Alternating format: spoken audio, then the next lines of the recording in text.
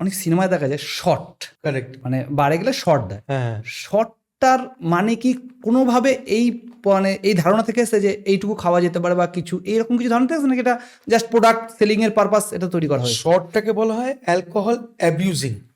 Alcohol abusing মানে ধরো তোমাকে আমি গালাগাল দিলাম, তাহলে এক্স্যাক্টলি শর্টটাকে শরীরকে গালাগাল দেওয়া। মানে অনেস্টলি বলছি, এটা হচ্ছে একটা ওয়ার্স্ট পার্ট, কখনো করা উচিত না। শর্টস কি? শর্টস হচ্ছে র অ্যালকোহল। একটা অ্যালকোহলে 40% ABV থাকে, মানে অ্যালকোহল বাই ভলিউম। ওকে। এবার তুমি যখন কোনো একটা অ্যালকোহল পান করো, তুমি দেখবে লক্ষ্য করে ওর মধ্যে তুমি হয় হুইস্কিতে, তোমার মধ্যে সোডা মেশাও, জল মেশাও, হুইস্কিটাকে ডাইলুট করো। ডাইলুট কেন করছো? ওই এবিভি যে স্ট্রেংথটা আছে ওটাকে ডাইলুট করছো, ভেঙে দিচ্ছে, তোমার গলায় না লাগে, তুমি স্মুথলি ওটাকে পান করতে পারো। আর শর্টসের ক্ষেত্রে ওই হুইস্কিটাই তোমাকে ছোট্ট একটা গ্লাসের মধ্যে ঢেলে দেওয়া হচ্ছে র, আর তোমাকে বলছে কপাক করে মারো, তারপর লেবু চটকাও, নুন চটকাও, যা হোক একটা কিছু করো। এটা তো তোমার শরীরের পক্ষে বিশাল বড় একটা, মানে ও তো গিয়ে কামড়ে ধরছে অ্যালকোহলটা তোমার শরীরে গিয়ে, তো তোমাকে ঝাঁঝরা করে দিচ্ছে। Actually short, it's terms call binge drinking. Binge drinking তুমি করতে চাও তা তোমার শর্টস নেওয়া উচিত।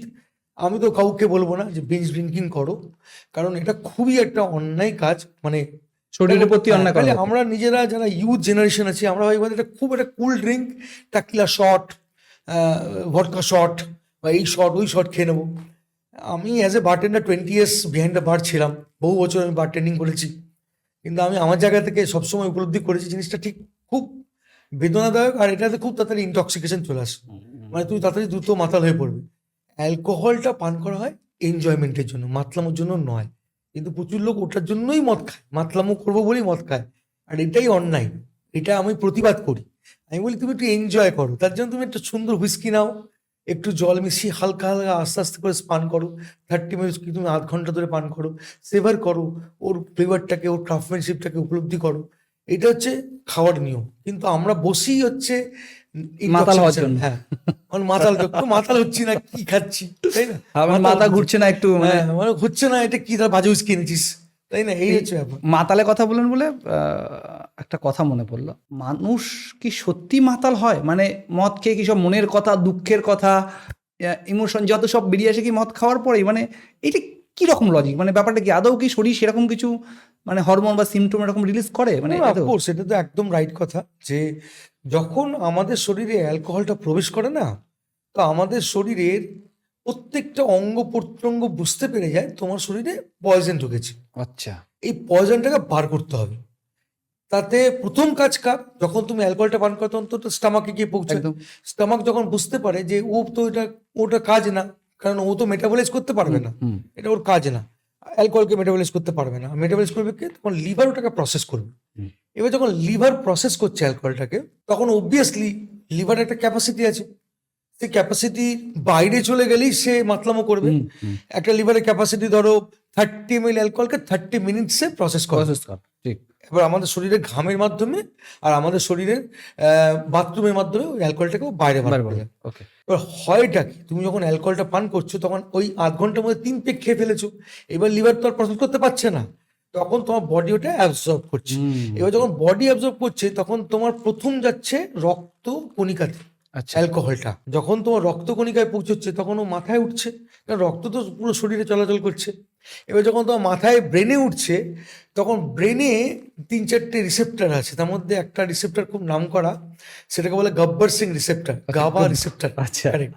তো এই গব্বর সিং রিসেপ্টার করে কি, খুব খুশ হয়ে যায়, আর তখনই ও তোমাকে ড্রাউজিনেস এনে দেয়, তোমাকে মাতলামো করতে, কারণ তোমার তখন অলরেডি ব্রেনে সার্কুলেট করছে অ্যালকোহলটা। আর ওই যে মাতলামোটা তোমার আসছে, তার কারণ গাবা রিসেপ্টার খুশ হয়ে যাচ্ছে আর তোমাকে আউটস্কাট করে, মানে সরিয়ে দিচ্ছে, তোমার জায়গা থেকে তোমাকে সরিয়ে দিচ্ছে। মানে তুমি তোমার ব্যালেন্স হারাচ্ছ, কারণ কান ভারী হয়ে যাচ্ছে, তোমার ড্রাউজিনেস আসছে, ঘুম পাচ্ছে, ওই গাবা রিসেপ্টারগুলো দায়ী থাকে, তখন তোমাকে ফুল মাতলামোটা দেওয়ার জন্য ওই রিসেপ্টারগুলো দায়ী। তো এইবার কি হয়, তুমি তখন তোমার নিজের কন্ট্রোলটা হারিয়ে ফেলছো, তুমি তখন তুমি নিজের মধ্যে আর নেই। তো এটা নো ডাউট এটা একটা অরিজিনাল এফেক্ট। ওই জন্যই অ্যালকোহলের উৎপত্তি, ওই জন্যই আজকে অ্যালকোহলের এত দুর্নাম সুনাম যা বলতে পারো, যে মানুষ তার নিজের কন্ট্রোলটাকে রাখতে পারে না অ্যালকোহলটা পান করার পরে। তো এই জায়গাটাতে একটা লিমিট হওয়া খুব দরকার, যার জন্য অ্যালকোহল এডুকেশনটা খুব জরুরি, যে আমরা ঠিক কতটা খাবো কতটা খাবো না। ওই কারণেই তোমার পডকাস্টে আসা লোককে জানানো যে ভুল করবেন না, যেটুকুনি দরকার ওটুকুনি পান করুন, ওর বাইরে যাবেন না। কিন্তু বিষয় হচ্ছে স্যার আমরা মানুষকে এডুকেট করতে পারবো না, কারণ হচ্ছে সত্যিই তাই। মানে এটা আমি নেগেটিভ বলছি না, সিগারেটের প্যাকেটে বড় বড় লেখা থাকে যেটা খাওয়া মানে ক্যান্সার আক্রান্ত হবেন, তবু মানুষ খায়। একদম অ্যালকোহলের ক্ষেত্রেও তাই, সবাই জানে খারাপ, তবুও তার মধ্যে আমাদের এই পডকাস্টটি দেখে যদি একজন মানুষ উপকৃত হয় বা তার সেন্সটাকে চেঞ্জ করে বা তার ডিসিশনটাকে চেঞ্জ করে, আমাদের মনে হবে এই পডকাস্টটি সার্থক। নো ডাউট, আমি তোমার সাথে একমত। আমরা মনে করি alcohol education is very important. একদম। কেন দেখো, গভর্নমেন্ট কিন্তু টাকা কামাবে, এই এক্সাইজ পলিসি অ্যাপ্লাই করি গভর্নমেন্ট টাকা কামাবে, কোটি কোটি টাকা কামাচ্ছে। আমাদের ওয়েস্ট বেঙ্গল গভর্নমেন্ট প্রায় 22,000 কোটি টাকা প্রতি বছর ইনকাম করে, ঠিক আছে, শুধুমাত্র অ্যালকোহল হ্যাঁ, থেকে। শুধু অ্যালকোহল থেকে। এটা বিশাল বড় রেভিনিউ। এটা প্রত্যেকটা স্টেট ইন্ডিভিজুয়ালি এরকম 23,000, 24,000, 25,000 কোটি টাকা ইনকাম করে, কিন্তু অ্যালকোহল এডুকেশন জিরো। কারণ দেখো, ওরা করতে পারবে না, কারণ ওরা তো এটাকে এমফেসাইজ করতে পারে না, এটা নিয়ম নেই, মানে নিয়মের বিরুদ্ধে হয়ে যাচ্ছে। আর সেই দিক থেকে তাহলে কারা করবে? অ্যালকোহল এডুকেশনটা তো খুব দরকার। সেক্ষেত্রে আমার মনে হয় তোমাদের মতন পডকাস্ট চ্যানেলগুলো এই জায়গাটাতে ভালো উদ্যোগ নিতে পারে। তোমরা যদি এই জাতীয় ইনফরমেশনগুলো লোককে দাও, তাহলে লোকে বুঝবে আর কি। আমার উদ্দেশ্য বরাবর এক, আমার চ্যানেলটা যদি তুমি ফলো করো দেখবে, লক্ষ্য করে প্রত্যেকটা ক্ষেত্রে বলা আছে অ্যালকোহলটা তৈরি করা হয়েছিল এনজয়মেন্টের জন্য, নাকি ইনটক্সিকেশনের জন্য। কিন্তু ইভেন বেদেও সেই কথাটা লেখা আছে, বেদেও লেখা আছে, বেদেও আমরা অ্যালকোহল পান করতাম। তো এখানে ওখানে লেখা আছে যে অ্যালকোহলটা কিন্তু তৈরি হয়েছে এনজয়মেন্টের জন্য, ফ্রেশনেসের জন্য বেসিক্যালি, Correct. সারাদিন Even- কাজ করার পরে একটু ফ্রেশনেসের জন্য হতেই পারে। একদম, হ্যাঁ। সেক্ষেত্রে তুমি 2 পেগ বা 1 পেগ খাচ্ছ, খেয়ে নিজের মতো একটু রিল্যাক্স হয়ে শুয়ে পড়লে ঠিক আছে ব্যাপারটা। কিন্তু আমরা তো ভাই ওটা মানি না, না, আমাদের তো যতক্ষণ নেশা হচ্ছে ততক্ষণ গিলতে থাকি, কি গিলতে আর থাকি। খেলাম? তারপরে নর্দমায় পড়ে মারামারি করে ফেলা। ও তো বদনাম হচ্ছেই, পাশাপাশি অ্যালকোহলটাও বদনাম হয়ে বদনাম হয়ে যাচ্ছে। যাচ্ছে। মানে তুমি যদি ভদ্রভাবে কাউকে বলো যে স্যার আমি না একটু মদ টদ খাই, তাহলে পাশের লোকটা, যে লোকটাকে তুমি বলছো, সে যদি মদ না খায়, সে তোমাকে প্রথমেই বলবে ও বাবা এ তো একদম মাতাল লোক হবে, মানে চরিত্রহীন। অথচ তুমি জীবনে হয়তো কোনোদিন এই কাণ্ডটা করোই নি। তুমি হয়তো বাড়িতে 2 পেগ খেয়ে বা 1 পেগ খেয়ে ঘুমিয়ে পড়ো, তোমার বউকেও বিরক্ত করো না, বাচ্চাকেও বিরক্ত করো না, তোমার ভালো লাগে, তুমি 1 পেগ খাও, 2 পেগ খাও, খেয়ে ঘুমিয়ে পড়ো, তুমি কাউকে ডিস্টার্ব করোনি। কিন্তু তোমাকেও ওই এক জায়গায় নিয়ে নেওয়া হবে, তোমাকেও বলা হবে তুমি নাকি মাতাল, মদ খাওয়া মানেই মাতাল। মদ খাওয়া মানে মাতাল। কিন্তু এটা কি ঠিক? এটা জাজমেন্টই হলো না, তাই না? কিন্তু এইটাই হচ্ছে সমস্যা আমাদের দেশে।